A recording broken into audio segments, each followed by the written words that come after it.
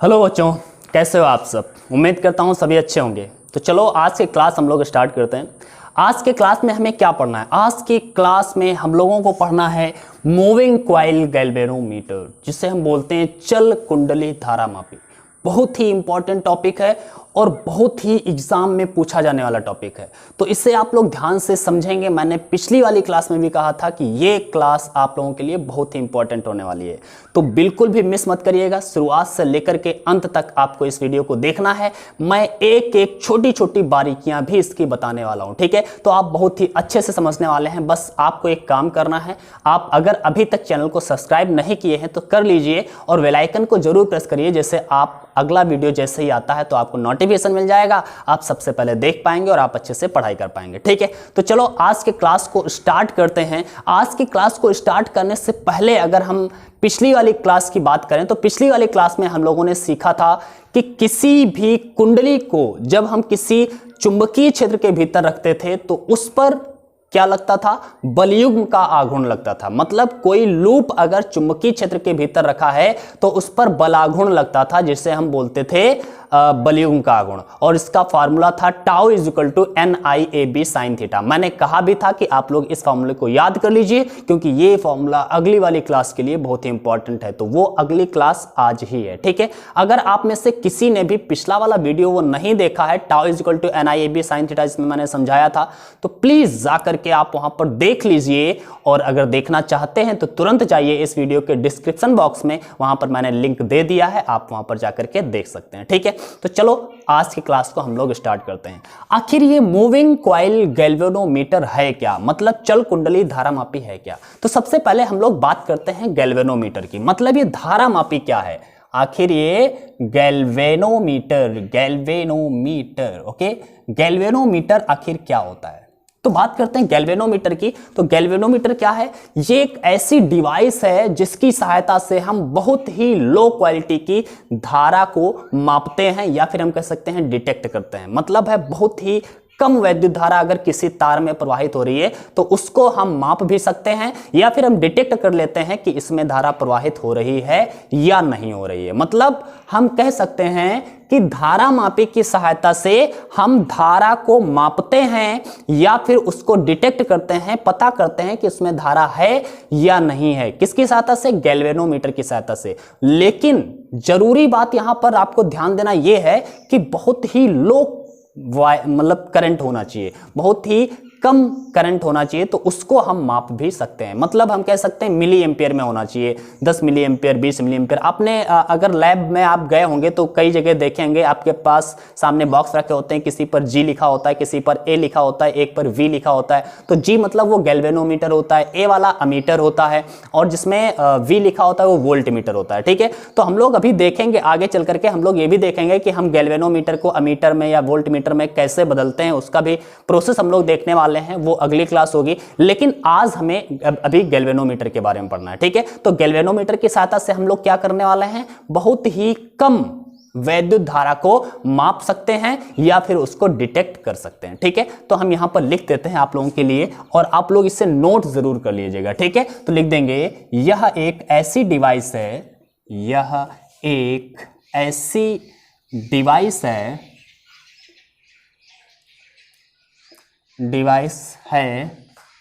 जिसकी सहायता से किसी निम्न मतलब कम, ठीक है, निम्न धारा को मापा जा सकता है या क्या किया जा सकता है? या डिटेक्ट कर सकते हैं,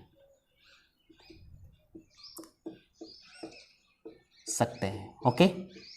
सो गैल्वेनोमीटर क्या है? इसकी सहायता से हम क्या कर सकते हैं? किसी भी वैद्युत धारा को हम माप सकते हैं, लेकिन वो वैद्युत धारा बहुत ही लो क्वालिटी की होनी चाहिए। हम कह सकते हैं गैल्वेनोमीटर में जो रीडिंग होती है वो ऐसे होती है 30 मिली एम्पीयर या 50 मिली एम्पीयर, इससे अबव नहीं होती, इससे ज़्यादा नहीं होती है, ठीक है। तो हम कह सकते हैं कि किसी भी निम्न धारा को, बहुत ही कम धारा को मापने के लिए यूज किया जाता है गैल्वेनोमीटर का, या फिर किसी वायर में करंट है या नहीं है इसको पता करने के लिए, उसको डिटेक्ट करने के लिए भी इसका इस्तेमाल किया जाता है, ठीक है। तो अब यहाँ पर गैल्वेनोमीटर होते तो कई प्रकार के हैं, लेकिन हमें एक स्पेशल क्वालिटी पढ़नी है गैल्वेनोमीटर की, जिससे हम कहते हैं मूविंग कॉइल गैल्वेनोमीटर, चल कुंडली धारामापी। तो अब हम जानते हैं मूविंग कॉइल गैल्वेनोमीटर के बारे में, ठीक है। Moving coil galvanometer, okay. So moving coil galvanometer, इसका अगर हम प्रिंसिपल देखें, जिसे हम बोलते हैं सिद्धांत, ओके, सिद्धांत देखें, प्रिंसिपल, ओके। सो इसका प्रिंसिपल क्या है, आखिर इसका प्रिंसिपल क्या है? तो प्रिंसिपल जो है पिछली वाली क्लास थी वही है। पिछली वाली क्लास क्या थी कि अगर हम किसी भी कॉइल को, किसी भी लूप को चुंबकीय क्षेत्र में रखते हैं तो उस पर क्या लगता है, एक टॉर्क लगता है। टॉर्क मतलब बलाघूर्ण लगता है, उसी को हम, टॉर्क का मतलब होगा बलाघूर्ण, ठीक है। तो सॉरी, मैं ज्यादातर शायद टॉर्क इस्तेमाल करूं तो समझ लेना बलाघूर्ण लगता है, ठीक है। तो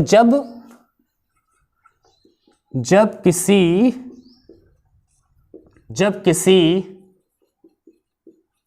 धारावाही कुंडली को चुंबकीय क्षेत्र में रखते हैं, कहां रखते हैं, चुंबकीय क्षेत्र में रखते हैं, तो क्या होता है, तो उस पर टॉर्क लगता है, मतलब बलाघूर्ण लगता है। ये हम लोग पिछले वाली क्लास समझी थी। अगर किसी कुंडली को जिसमें धारा प्रवाहित हो रही हो, ऐसी कुंडली को चुंबकीय क्षेत्र में रखते हैं तो क्या बनता है, उस पर टॉर्क लगता है, मतलब उस पर बलाघूर्ण आरोपित होता है, जिसे टाउ बराबर NIAB कहते थे, ठीक है। तो पिछली वाली क्लास जरूर आप लोग देख लीजिएगा। तो रखते हैं तो उस पर बल आघूर्ण कार्य करता है, ठीक है, कार्य करता है, ठीक है, कार्य करता है। जिसकी वजह से क्या होता है, जो बलाघूर्ण कार्य करता है वो क्या करता था, उस कॉइल को, उस लूप को घुमाने का काम करता था, उसको रोटेट करता था, ठीक है।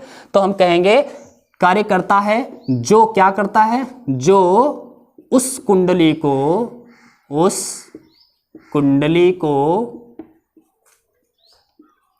घुमाता है, ओके, घुमाता है। अब कितना घुमाया है इसको जानने के लिए, भाई देखो, अगर ज्यादा टॉर्क होगा तो ज्यादा घुमा देगा, कम टॉर्क लगेगा तो कम घुमा देगा। टॉर्क कैसे बदलेगा, धारा पर, अगर ज्यादा धारा होगी तो ज्यादा घुमाव हो जाएगा, कम धारा प्रवाहित होगी उसमें तो कम घुमाव होगा, ठीक है। अब कितना घुमा है इसको जानने के लिए हम क्या करते हैं, एक पॉइंटर और एक स्केल का इस्तेमाल करते हैं। क्या करते हैं, एक पॉइंटर और एक स्केल का इस्तेमाल करते हैं। घुमाता है मतलब रोटेट करता है, ठीक है। तो जो उस कुंडली को रोटेट करता है, और इस घुमाव को मापने के लिए क्या किया जाता है, एक पॉइंटर और एक स्केल का इस्तेमाल किया जाता है, ठीक है। तो लिखेंगे इस घुमाव को या रोटेशन को मापने के लिए या फिर रीडिंग प्राप्त करने के लिए, ठीक है, एक पॉइंटर तथा स्केल का प्रयोग किया जाता है,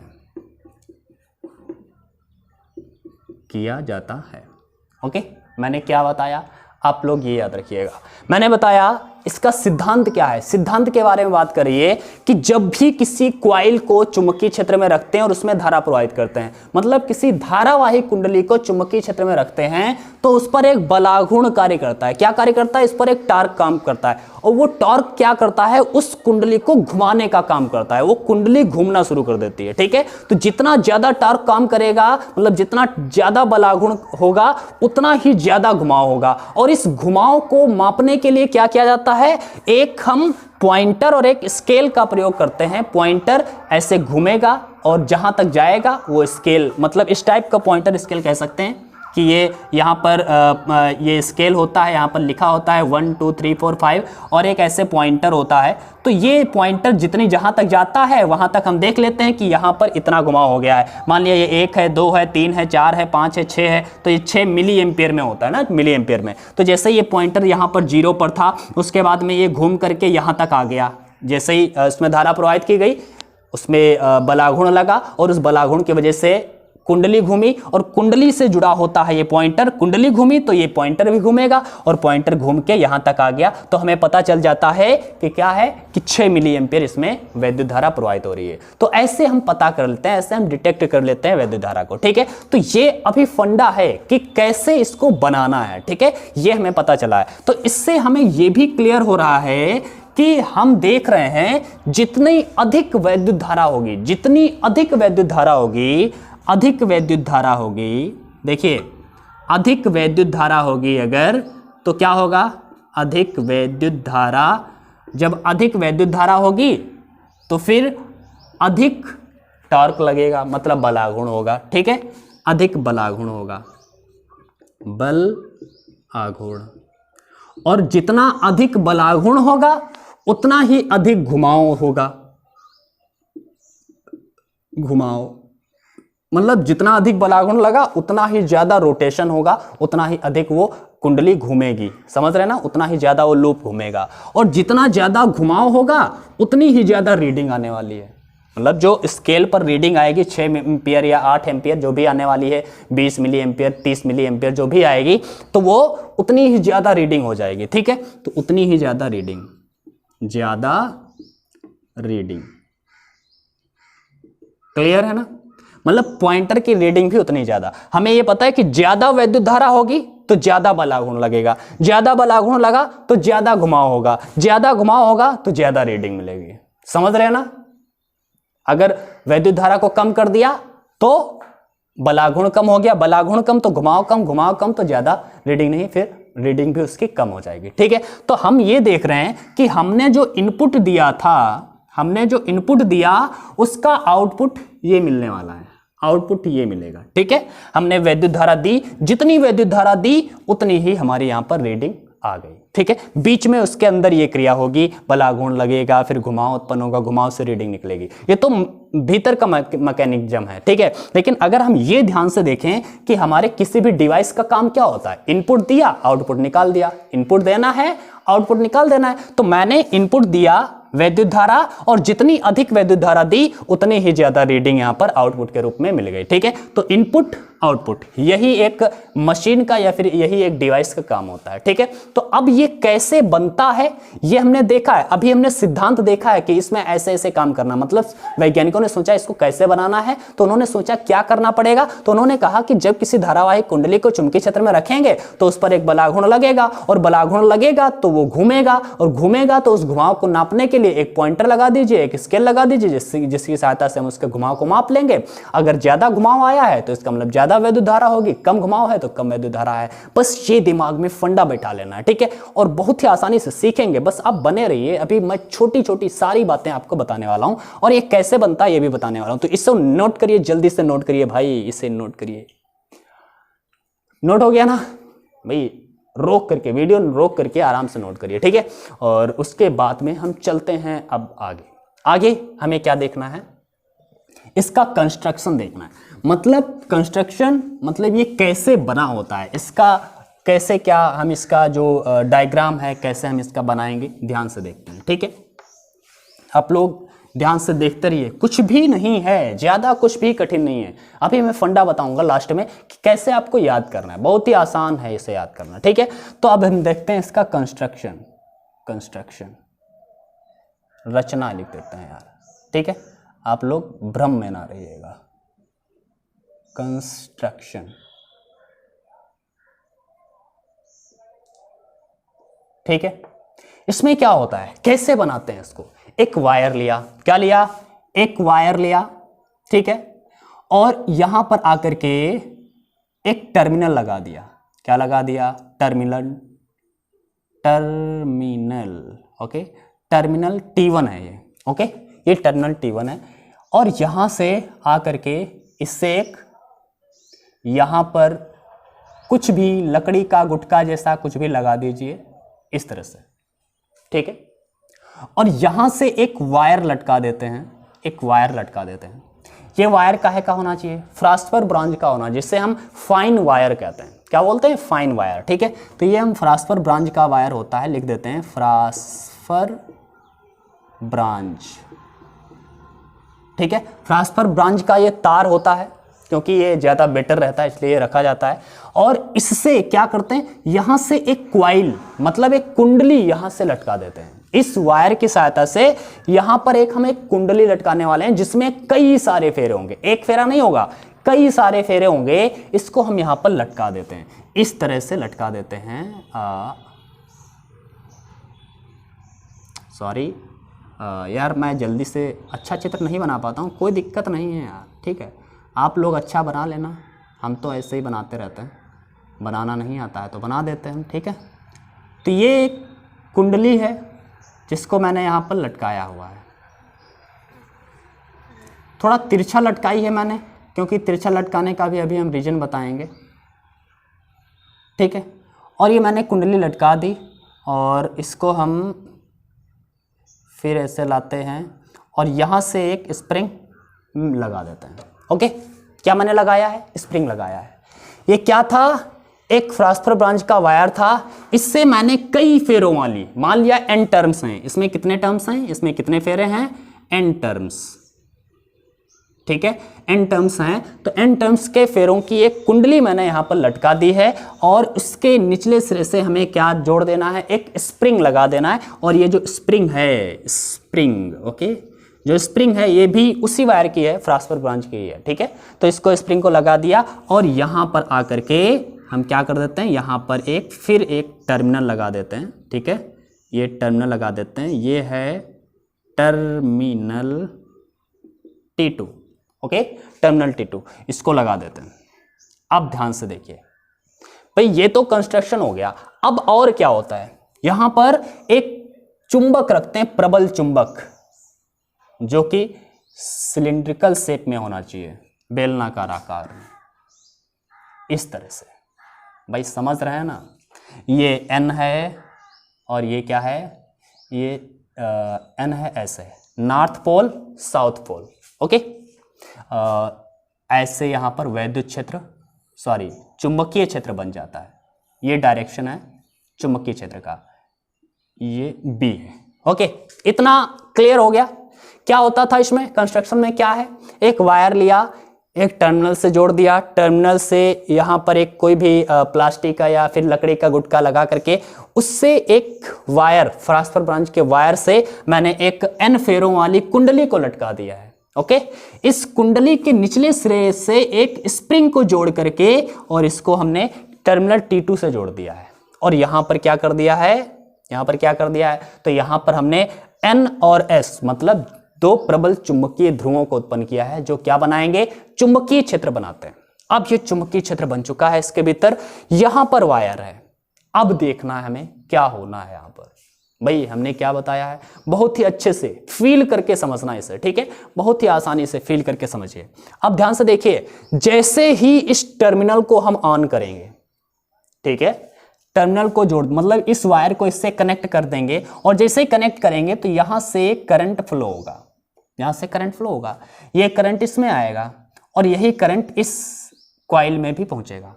जब ये करंट इस कॉइल में पहुंचेगा तो कॉइल में वैद्युत धारा प्रवाहित हुई और इसका मतलब है अभी तक तो ये कॉइल ऐसे ही थी, लेकिन जैसे ये करंट इसमें फ्लो हो जाएगा तो अब ये करंट कैरिंग वायर हो जाएगी। हम कह सकते हैं करंट कैरिंग कॉइल हो जाएगी, जिसे हम धारावाही कुंडली कह सकते हैं। अब ये धारावाही, अभी तक धारा नहीं बह रही थी तो ये धारावाही नहीं थी, अब ये धारावाही कुंडली है। अब ये धारावाही कुंडली, जैसे इसमें करंट आएगा तो ये धारावाही कुंडली हो गई, क्योंकि अब इसमें धारा प्रवाहित हो रही है। अब इस धारावाही कुंडली को रखा कहां है हमने? एक चुंबकीय क्षेत्र के भीतर रखा है। कहां रखा है? चुंबकीय क्षेत्र के भीतर, क्योंकि यहां पर तो ये चुंबकीय क्षेत्र उत्पन्न हुआ है जिसका डायरेक्शन ये है, तो इस चुंबकीय क्षेत्र के भीतर रखा हुआ है। अब इस चुंबकीय क्षेत्र को, जब चुंबकीय क्षेत्र के भीतर यदि कोई धारावाही कुंडली रखी होती है तो उस पर एक बलाघूर्ण लगता है। ये हमने पिछली वाली क्लास में पढ़ा था। कितना बलाघूर्ण लगता है ये हमें अभी नहीं पता है, तो लिखेंगे कि जब लिख देते हैं, आपको लिखना क्या है उस सब मैं आपको बताने वाला हूं, ठीक है। तो लिखेंगे जब कुंडली में वैद्युत धारा प्रवाहित करते हैं, वैद्युत धारा क्या करते हैं, प्रवाहित करते हैं तो क्या होता है, तो कुंडली पर बल आघूर्ण उत्पन्न हो जाता है। मतलब कुंडली पर क्या लगने लगता है, बल आघूर्ण, क्योंकि वैद्युत धारा प्रवाहित हुई है, धारावाही कुंडली है, चुंबकीय क्षेत्र में रखी थी ऑलरेडी, तो उस पर क्या उत्पन्न होगा, बल आघूर्ण उत्पन्न हो जाएगा। तो कुंडली पर एक बल आघूर्ण उत्पन्न हो जाता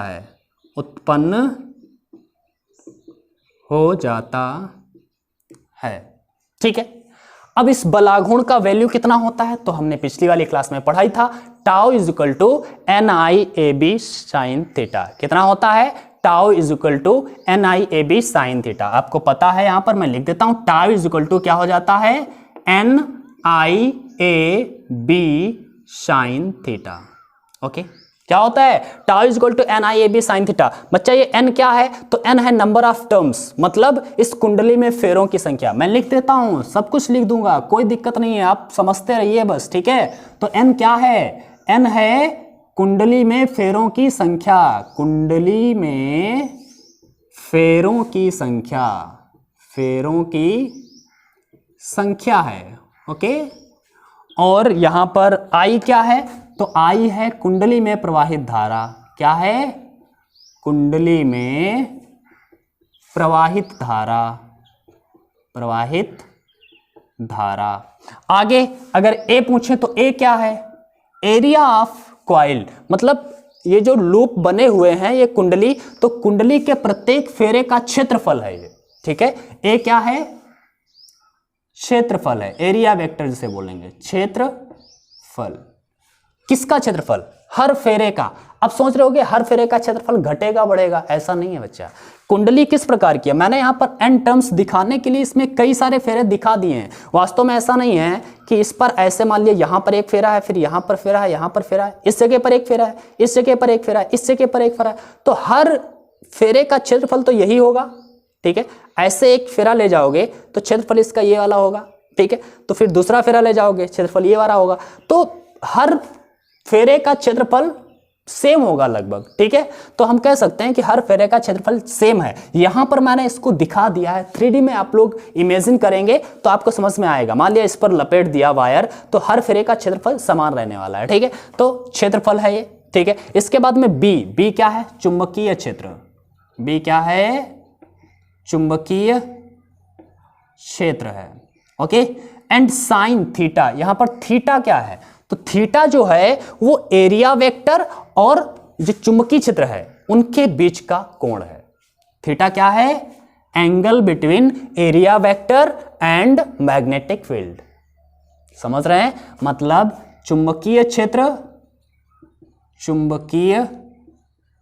क्षेत्र तथा क्षेत्रफल अवयव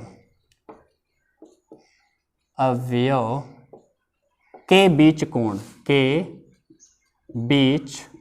कोण है, ओके।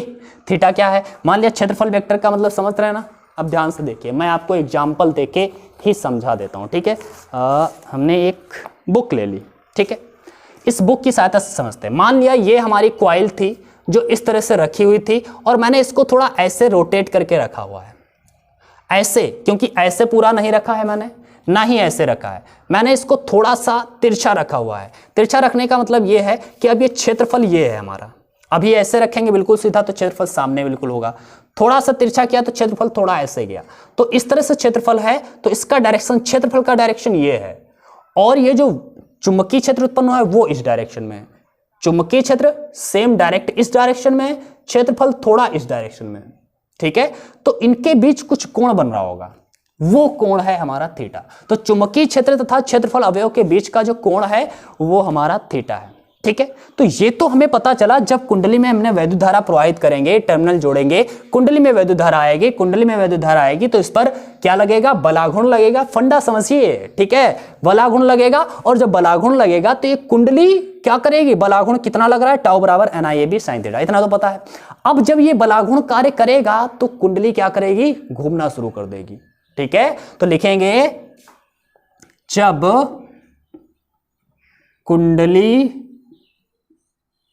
पर बल आघूर्ण कार्य करता है, बल आघूर्ण कार्य करता है तो क्या होता है, कुंडली घूमने लगती है, घूमने लगती है, लगती है।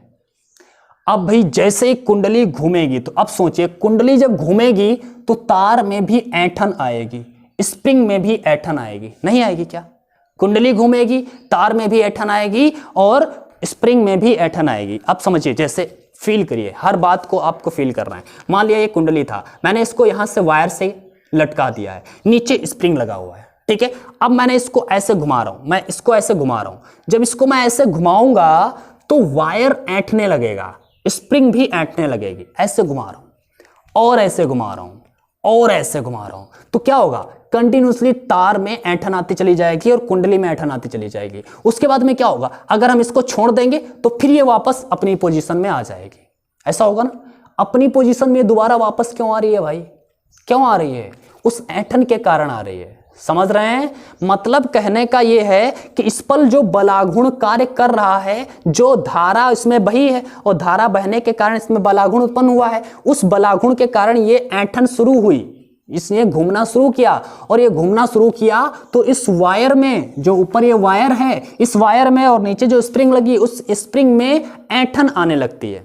और उस ऐंठन की वजह से अगर हम इसमें धारा प्रवाहित करना बंद कर दें अचानक, तो वो इसमें बलाघूर्ण जो लग रहा था खत्म हो जाएगा, तो फिर वो क्या हो जाएगी, वो फिर अपनी पुरानी अवस्था में आ जाएगी घूम करके। तो ये अपनी पुरानी अवस्था में घूमने का प्रयास क्यों कर रहा है, क्योंकि उस ऐंठन के कारण। किसके कारण, ऐंठन के कारण। इसका मतलब है अगर ये एक बलाघूर्ण इस पर आरोपित हो रहा था तो इसके विरुद्ध ये तार और ये स्प्रिंग, इसके विरुद्ध एक दूसरा बलाघूर्ण आरोपित कर रहा है, इसके अपोजिट, जो इसको पुनः वापस लाने का प्रयास कर रहा है। फील करिए बच्चा, फील करिए।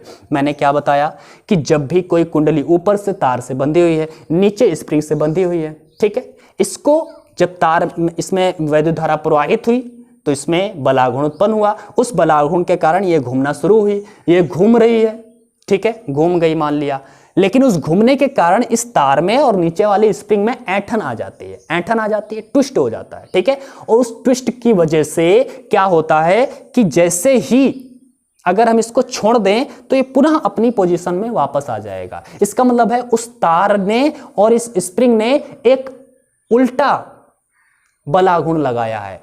उस उल्टे वाले बलाघूर्ण को, या हम कह सकते हैं बदले का बलाघूर्ण है, इसके बदले का बलाघूर्ण ये उल्टा वापस हम पर, इस पर लगा रहा है, तो उससे हम बोलते हैं प्रत्यानयन बलयुग्म।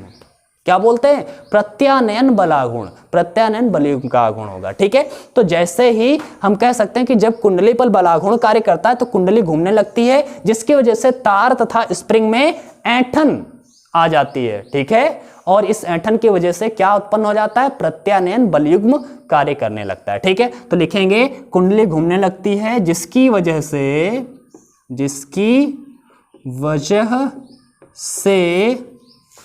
तार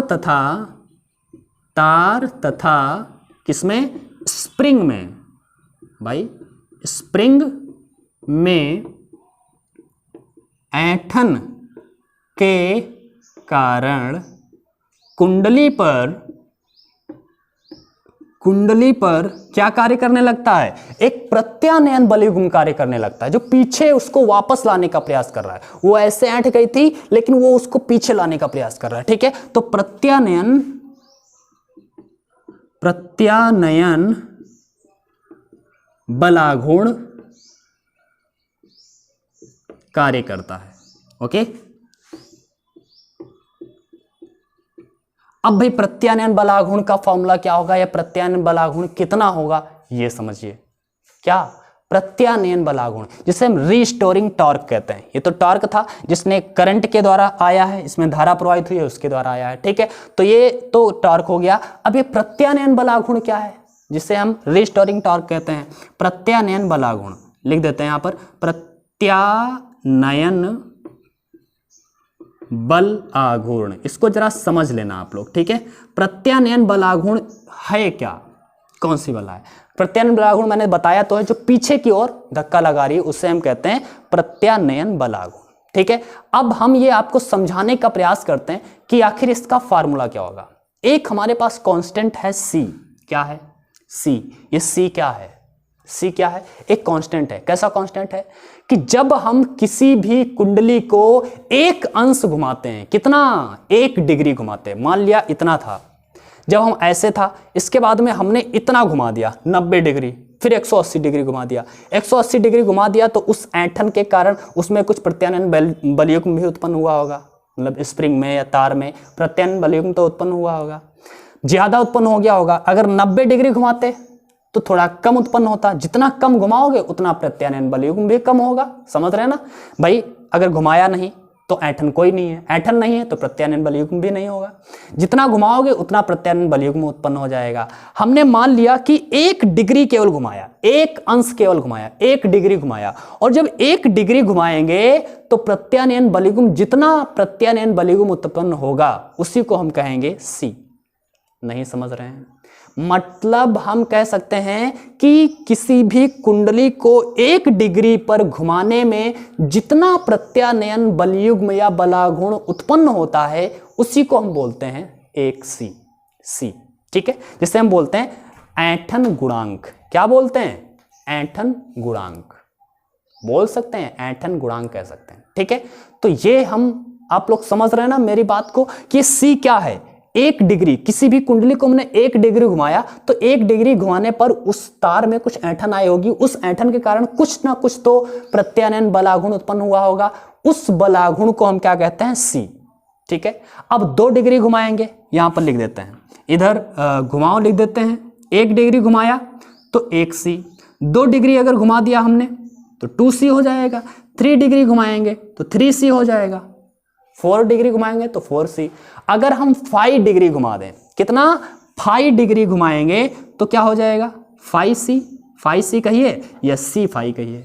मतलब कहने का ये, हम कह सकते हैं कि प्रत्यानयन बलयुग्म का जो फार्मूला है, प्रत्यानयन बलाघूर्ण का जो फार्मूला होगा वो क्या होगा? C5, क्योंकि C 1 डिग्री के लिए और 5 डिग्री के लिए C5 हो जाएगा। 5 का मतलब है वो कोण जितने अंश उसे घुमाया गया है, 2 अंश, 3 अंश, 4 अंश, 5 अंश, 100 अंश, 50 अंश, जितना भी घुमाया गया है वो 5 है, ठीक है। वो क्वेश्चन में खुद ही दे दिया जाएगा। तो ये 5 है हमारा, घुमाओ कितना घुमाया गया है, कुंडली को कितना घूमी है, मतलब इस बलाघूर्ण के कारण कितनी कुंडली घूम गई है, कितने अंश पर कुंडली घूमी है, और C जो है एक कांस्टेंट है जो 1 डिग्री सेल्सियस पर जितना बलाघूर्ण उत्पन्न होता है उसे हम बोलते हैं C, ठीक है। तो ये हमें पता चल गया कि प्रत्यानयन बलाघूर्ण है C5, और ये जो हमारा बलाघूर्ण इस धारा के कारण उत्पन्न हुआ था वो क्या है? वो हमारा है tau equal to NIAB sin theta. ये दोनों बातें हमें पता चल गई हैं। अब देखिए होगा क्या कि इस टाउ के द्वारा, भाई इसमें जब धारा प्रवाहित हुई, ठीक है, इतना आप लोग मैं इसको जरा मिटा देता हूं, आप लोग इसको नोट कर लीजिए, ठीक है, जो भी है इतना नोट कर लीजिए, फिर मैं मिटा के आपको समझाता हूं कि आगे फिर हम लोग क्या करते हैं, ठीक है। ये दोनों फॉर्मूले याद रखिएगा, tau equal to NIAB sin theta और प्रत्यानयन बलाघूर्ण क्या है? C5। ये दोनों फॉर्मूले याद रखिए और फिर हम लोग आगे चलते हैं और फिर मैं आपको समझाता हूं, ठीक है। तो मैं क्या बता रहा था, इसको जरा हम मिटा देते हैं यहां से, इस तरह से आगे की बात देखते हैं। भैया कुछ भी नहीं है, बहुत ही आसान है, बस आप फील करेंगे तो सब कुछ समझ में आने वाला है, ठीक है।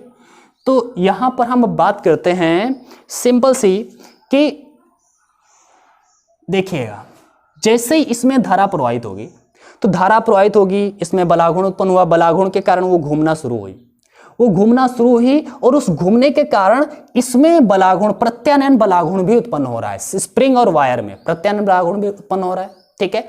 उस प्रत्यानयन बलाघूर्ण का मान धीरे धीरे बढ़ता जा रहा है, मतलब थोड़ा घुमाया तो कम उत्पन्न हुआ प्रत्यानयन बलाघूर्ण, और घुमाया तो और ज्यादा बलाघूर्ण भी हो गया, प्रत्यानयन वाला भी बढ़ गया, और घूमता जा रहा है तो और प्रत्यानयन बलागुण, क्योंकि ऐंठन बढ़ती जा रही है, ऐंठन बढ़ती जा रही है तो सिंपल सी बात है कि बलागुण, जो प्रत्यानयन बलागुण है वो भी बढ़ता चला जा रहा है। ठीक है, मतलब जितने ज्यादा घुमाओगे उतनी ज्यादा ताकत लगने वाली है आपके पास।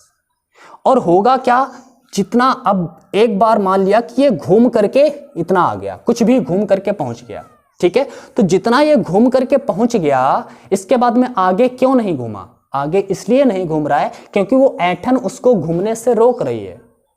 ठीक है, ऐसे घूमता चला जाएगा, घूमता चला जाएगा, प्रत्यानयन बलागुण भी बढ़ता चला जाएगा, और घूमेगा और प्रत्यानयन बलागुण बढ़ेगा, और एक स्थिति ऐसी आएगी कि ये प्रत्यानयन बलागुण जो है वो इस वाले टॉर्क के, इस बलागुण के जो इसमें लग रहा है कुंडली में, उस बलागुण के बराबर हो जाएगा। ऐसी स्थिति में अब कुंडली आगे नहीं घूमेगी। ठीक है, तो एक स्थिति ऐसी आएगी कि,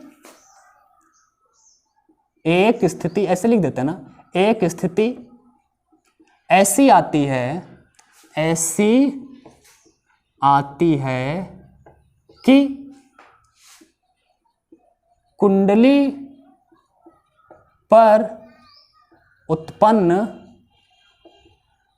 बल आघूर्ण, ओके, बल आघूर्ण प्रत्यानयन बलागुण के बराबर हो जाता है। जब तक प्रत्यानयन बलागुण कम होता है तब तक ये वाला बलागुण अपना पावर दिखाता है, वो घूमता चला जाता है, घूमता चला जाता है। लेकिन धीरे धीरे प्रत्यानयन बलागुण बढ़ रहा है, ये घूमता जा रहा है, बढ़ रहा है, और जैसे ही वो प्रत्यानयन बलागुण इस वाले बलागुण के बराबर आ जाता है, वैसे ही कुंडली घूमना बंद कर देती है। ठीक है, तो यह हो जाएगा कुंडली पर प्रत्यानयन बलागुण, सॉरी, एक स्थिति ऐसी आती है कि कुंडली पर उत्पन्न बलागुण प्रत्यानयन बलागुण के बराबर हो जाता है। ठीक है, प्रत्यानयन बल आघूर्ण के बराबर हो जाता है। ओके, जब ये बराबर हो जाता है तो क्या होगा, जिस स्थिति में ये बराबर हो जाता है, मान लिया यहाँ पर देखो, हम अभी पॉइंटर स्केल का मैंने यहाँ पर इस्तेमाल नहीं दिखाया है, आप कर सकते हैं। यहाँ पर मान लिया इस तरह से स्केल लगा हुआ है, ठीक है, यहाँ पर नंबरिंग है, इस तरह से नंबरिंग है। ठीक है, यहाँ पर 1 2 3 4 5, 1 2 3 4, यहाँ पर कई सारे ये स्केल है यहाँ पर। ठीक है, और ये पॉइंटर लगा हुआ है, तो ये पॉइंटर जो लगा हुआ है ये रीडिंग बताएगा। ठीक है, कुंडली घूमेगी तो ये पॉइंटर घूमेगा, पॉइंटर घूमेगा तो जिस पॉइंट पर चला गया, 1 है, 2 है, 3 है, 4 है, आगे जैसे भी अपना स्केल होगी, तो वो जिस पर पहुंच गया मान लिया, वहां पर उतनी ही रीडिंग उसकी बताई जाएगी। ठीक है, तो अब हम देख रहे हैं कि अब ज़्यादा जब नहीं घूमेगा, क्योंकि एक स्थिति तो ऐसी आएगी ही जब प्रत्यानयन बलागुण जो है वो बलागुण के बराबर हो जाएगा। ऐसी स्थिति में क्या होगा, ऐसी स्थिति में हम कहेंगे कि उसी समय उसकी रीडिंग मिल जाएगी। तो हम कह सकते हैं कि बलागुण जो है, बल आघूर्ण बराबर हो जाएगा प्रत्यानयन बलागुण के, प्रत्यानयन बल आघूर्ण।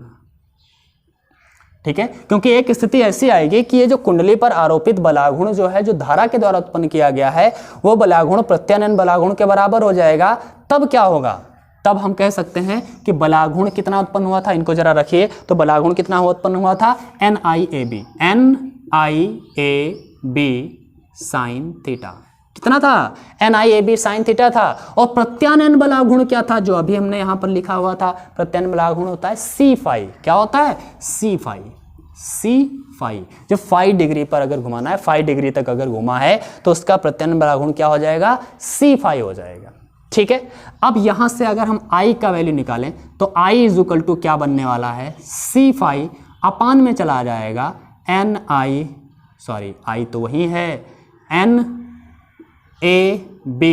Sine theta. इससे हम इस तरह से भी लिख सकते हैं, I is equal to C upon I क्यों लिख देते हैं हम, AB, ठीक है, इनटू में 5 अपान साइन थीटा। अब देखिए C तो एक कांस्टेंट है, N क्या है, नंबर ऑफ टर्म्स, इसमें जितने टर्म्स हैं उतने ही टर्म्स रहने वाले हैं, उसमें घटेंगे बढ़े तो है नहीं, तो ये भी कांस्टेंट है। ए क्या है? एरिया, क्षेत्रफल, क्षेत्रफल भी लगभग हर टर्म्स का बराबर ही है, वो भी कांस्टेंट रहने वाला है, ये भी घटेगा बढ़ेगा नहीं।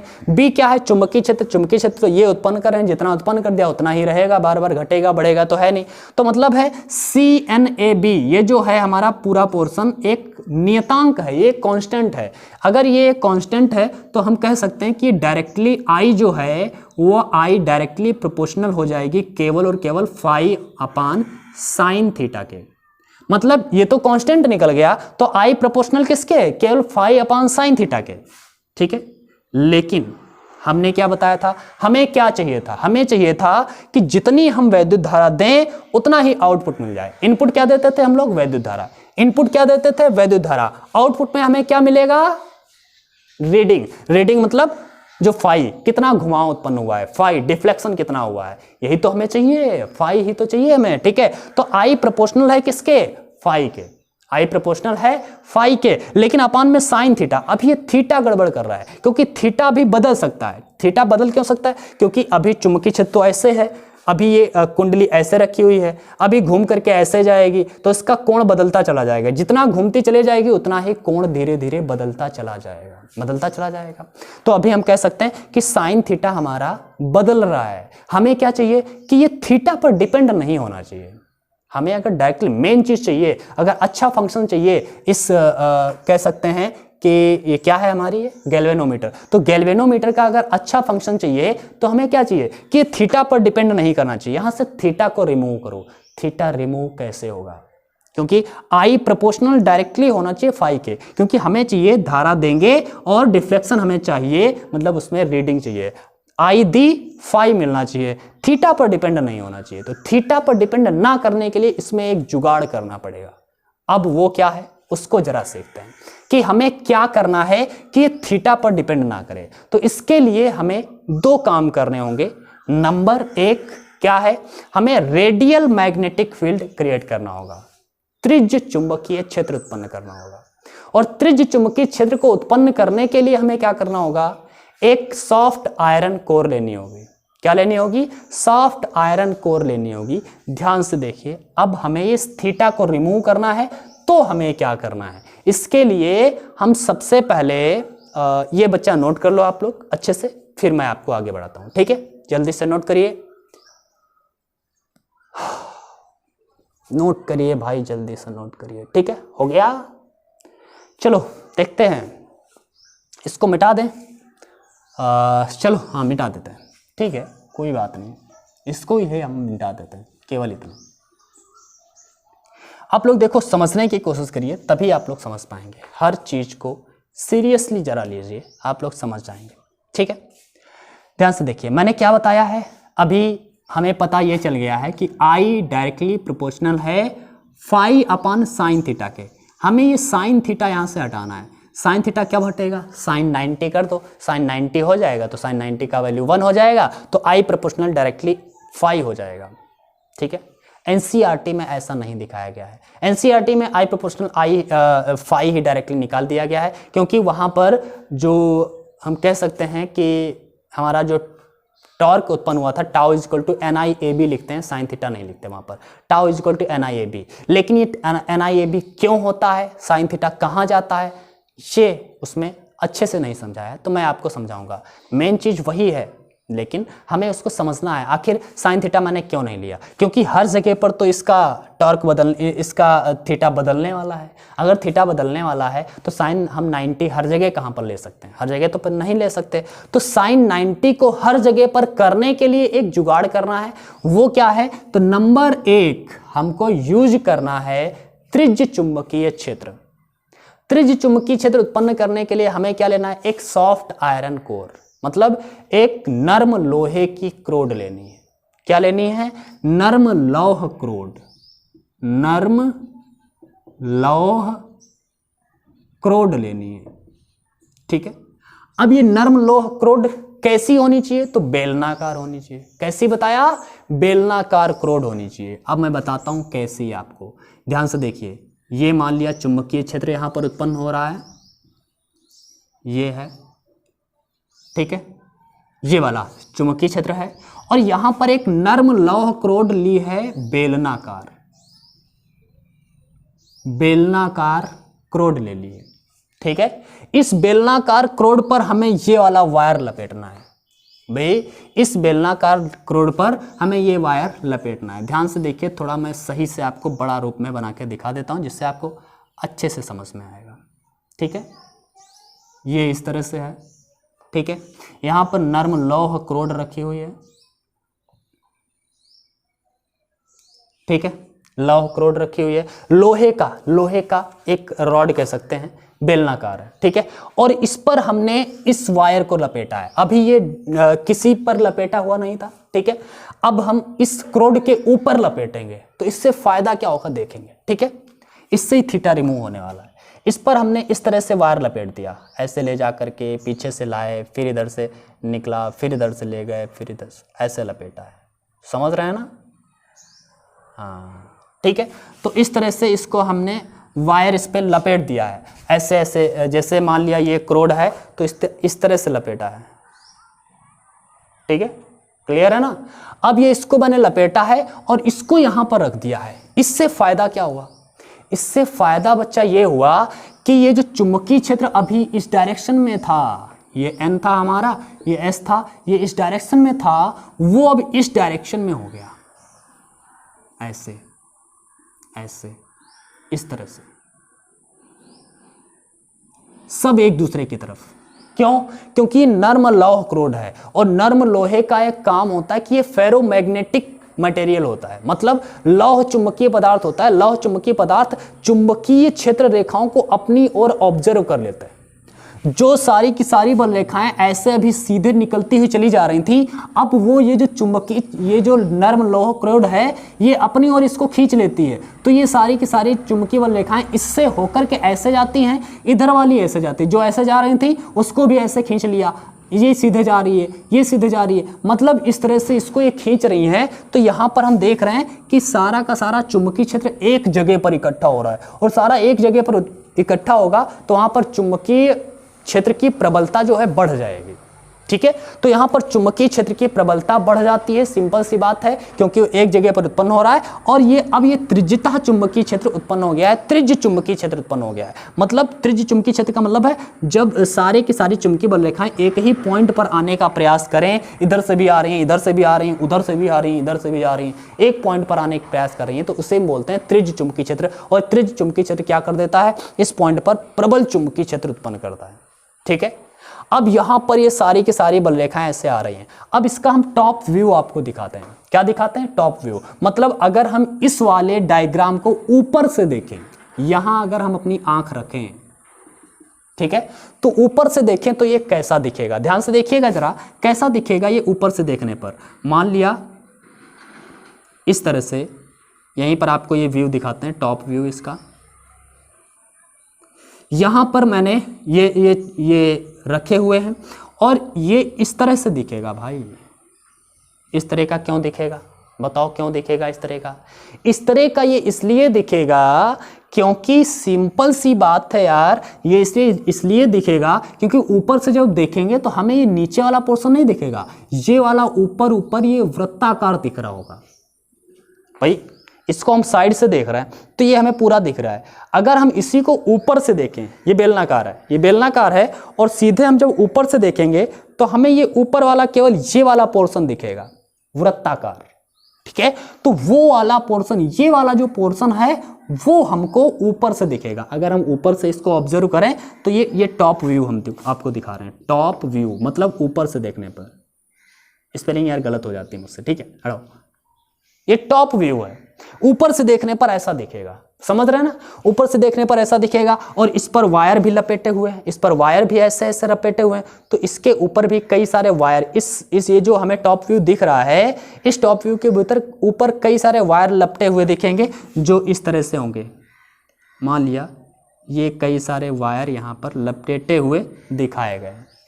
ठीक है, तो इस तरह से अगर हम टॉप व्यू देखें तो इस तरह से हमें दिख रहा होगा।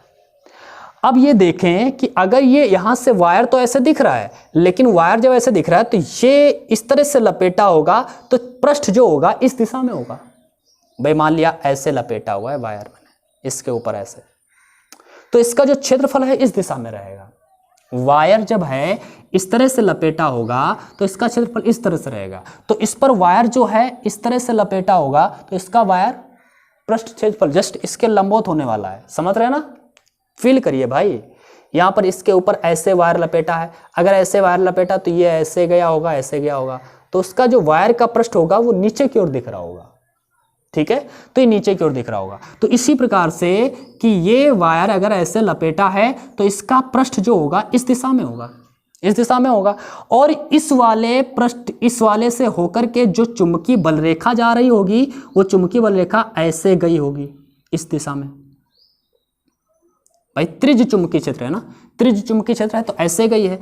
चुंबकीय क्षेत्र ये है और क्षेत्रफल जो पृष्ठ है उसका, इसकी दिशा ये है। इनके बीच का कोण कितना हुआ? 90 डिग्री। साइन कितना हो गया? साइन थीटा था, वहां पर साइन 90 डिग्री कर दिया। साइन 90 डिग्री का 1 हो जाएगा।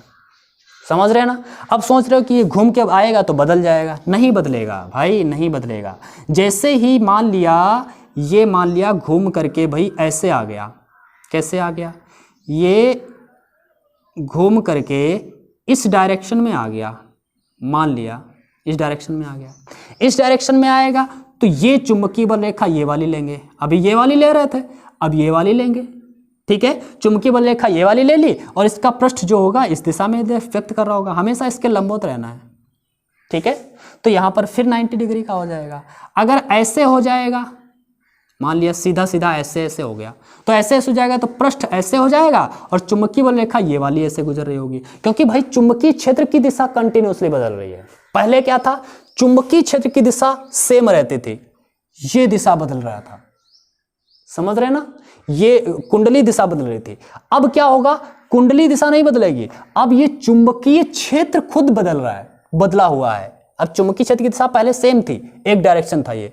अब यहां पर हर जगह पर चुंबकीय क्षेत्र, इस जगह पर चुंबकीय क्षेत्र ऐसे है, इस जगह पर ऐसे है, इस जगह पर ऐसे है। चुंबकीय क्षेत्र बदल रहा है जिसकी वजह से थीटा अपना कांस्टेंट रह रहा है, थीटा नहीं बदल रहा है। अब थीटा क्योंकि जैसे ही ऐसे हुआ तो ये पृष्ठ नीचे की ओर हो गया, चुंबकीय क्षेत्र वाली ये हो गई, इनके बीच का 90 हो गया। तो अब हमारा जो थीटा है वो 90 डिग्री फिक्स हो गया है। अभी तक थीटा ये 90 डिग्री फिक्स नहीं था और अब ये फिक्स हो जाएगा। क्यों हो जाएगा? क्योंकि हम सॉफ्ट आयरन कोर का इस्तेमाल कर रहे हैं। ठीक है, तो जब हम यहां पर नर्म लौह क्रोड का इस्तेमाल करते हैं तो क्या हो जाता है? चुंबकीय क्षेत्र त्रिज्यता हो जाता है। ठीक है, तो यहां पर लिख देंगे कि जब कुंडली को नर्म लौह क्रोड पर लपेटते हैं तो चुंबकीय क्षेत्र त्रिज्य हो जाता है, या त्रिज्य चुंबकीय क्षेत्र उत्पन्न हो जाता है। मतलब तिरछा तिरछा हर जगह से, हर तरफ से बल रेखाएं आ रही होंगी। ठीक है, त्रिज्य हो जाता है जिसके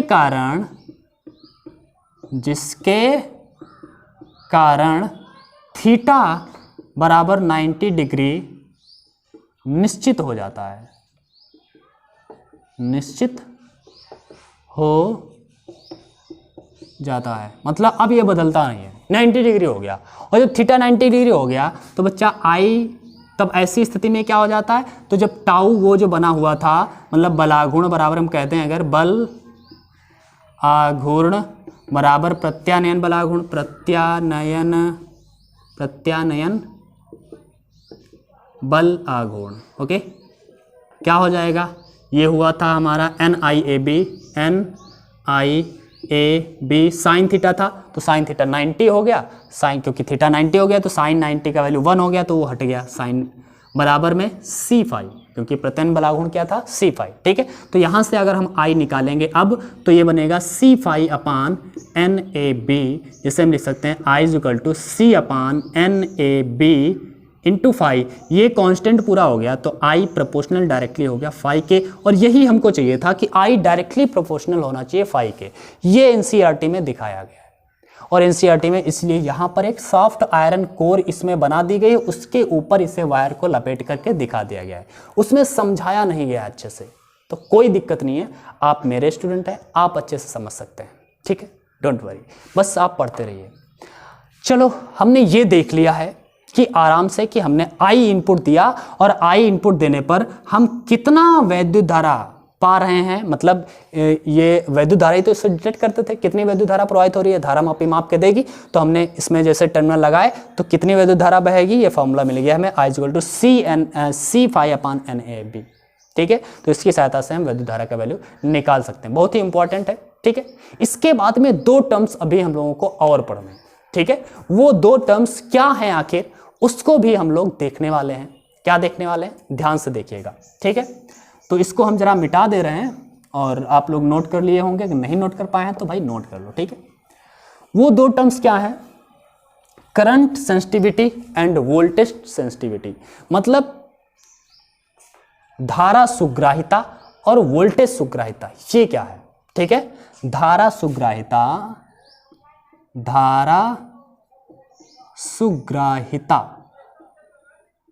ये क्या होती है, हमें ये पता है कि कम धारा तो ज़्यादा, देखो कौन सा ज़्यादा सेंसिटिव होगा, धारा मापी ऐसी होनी चाहिए जो ज़्यादा सेंसिटिव हो।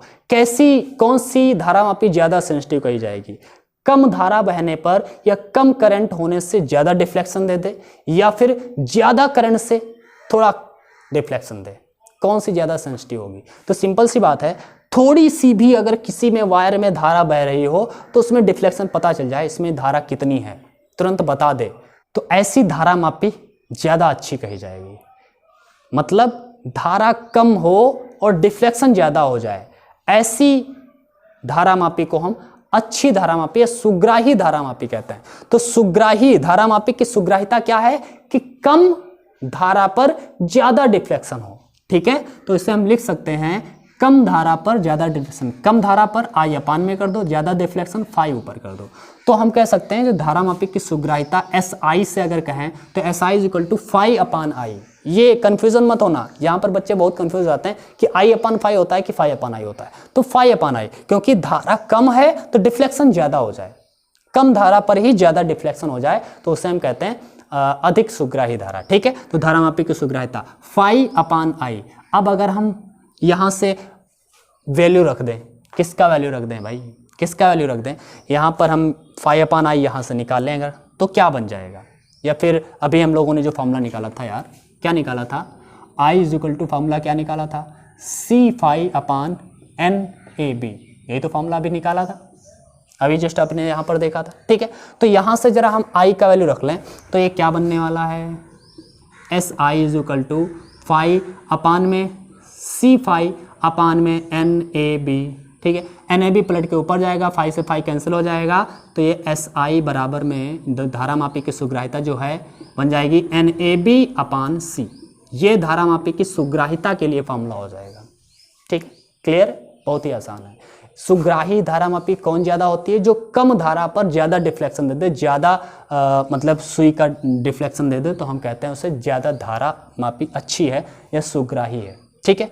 अगर धारा मापी की सुग्राहिता को बढ़ाना है तो कैसे बढ़ा सकते हैं, तो सिंपल सी बात है, ये टर्म्स बता रहे हैं। धारा मापी की सुग्राहिता को बढ़ाना है या धारा सुग्राहिता बढ़ाना है तो हम धारा सुग्राहिता बढ़ाने के लिए हम N बढ़ा दें, N मतलब इसमें फेरों की संख्या बढ़ा दें, फेरों की संख्या बढ़ाएंगे तो धारा मापी की सुग्राहिता बढ़ेगी। A मतलब उसका क्षेत्रफल बढ़ा दें, क्षेत्रफल बढ़ाने से भी धारा मापी की सुग्राहिता बढ़ेगी। B चुंबकीय क्षेत्र बढ़ा दें तब भी धारा मापी की सुग्राहिता बढ़ेगी। और C, ये जो C है, C को घटाना पड़ेगा, जो ऐंठन गुणांक था हमारा, इसको घटाना पड़ेगा। अगर इसको कम कर दें तब भी धारा मापी की सुग्राहिता बढ़ जाएगी, ठीक है। इसमें से कोई काम कर सकते हैं। इसके बाद में एक हमें और चीज़ देखना है, वोल्टेज सुग्राहिता, वोल्टेज सुग्राहिता। वोल्टेज सुग्राहिता बच्चा क्या है, ध्यान से देखिएगा, वोल्टेज सुग्राहिता क्या है, ठीक है। इसमें हम वोल्टेज सुग्राहिता को VI से लिखें तो वैसे ही है, धारा सुग्राहिता था तो φ/I था, वोल्टेज सुग्राहिता तो φ/V कर दीजिए। V मतलब वोल्टेज है, धारा था तो I था। अब यहाँ पर हम ऐसे ही कर सकते हैं, फाई अपान वी बराबर आई आर होता है, ये आप लोगों ने पढ़ा ही होगा। वी बराबर क्या होता है, आई आर, ठीक है। तो इससे हम इस तरह से भी लिख सकते हैं वी आई बराबर फाई अपान आई और इनटू में ये आर नीचे ऐसे लगा रहने दो, ठीक है, इनटू में। तो ये फाई अपान आई का वैल्यू यहाँ पर रख लो, फाई अपान आई। भैया जो फाई अपान आई का ही तो वैल्यू निकाला हमने, फाई अपान आई का ही वैल्यू निकाला है, तो हम फाई अपान आई का वैल्यू यहाँ पर लिख लेते हैं। क्या है, एन ए बी अपान सी और इनटू में नीचे आर लगा रहेगा, कोई दिक्कत वाली बात नहीं है। तो ये जो फार्मूला हो गया है वो वोल्टेज सुग्राह्यता के लिए हो गया है। अब पूछा जाए वोल्टेज सुग्राह्यता कैसे बढ़ाई जा सकती है, तो एन को बढ़ा दो, नंबर ऑफ टर्म्स बढ़ा दो तो ये बढ़ जाएगी वोल्टेज सुग्राह्यता। क्षेत्रफल एरिया वेक्टर बढ़ा दो, ये भी बढ़ जाएगी। चुंबकीय क्षेत्र बढ़ा दो तब भी बढ़ जाएगा। सी घटा दो तब भी बढ़ जाएगा। और आर को मतलब रेजिस्टेंस प्रतिरोध अगर तार का कम कर दो या मोटा वायर यूज कर लो, मोटा वायर का प्रतिरोध कम होता है, तो मोटा वायर अगर यूज करोगे तब भी उसकी वोल्टेज सुग्राह्यता बढ़ जाएगी। तो इसमें एक कंडीशन बढ़ जाती है, बस ज़्यादा नहीं, ठीक है। तो मेरे ख्याल से आपको ये अब तो समझ में आ ही गया होगा। अगर आ गया है तो भाई बहुत मेहनत किए हैं हम आपके लिए, तो एक लाइक तो बनता है, लाइक कर दीजिए और शेयर कर दीजिए और अपने सबको बताइए, अपने दोस्तों को बताइए कि आप यहाँ पर अच्छी फिजिक्स पढ़ सकते हैं, तो वो भी आएँ हमारे चैनल पर विजिट करें, वो भी जुड़ें हमसे और आप सब हमारे वीडियोस से लाभ उठाएं, ठीक है। तो आज की क्लास में बस इतना ही रखने वाले हैं, फिर मिलेंगे नेक्स्ट टॉपिक लेकर के अगली क्लास में। तब तक के लिए गुड बाय।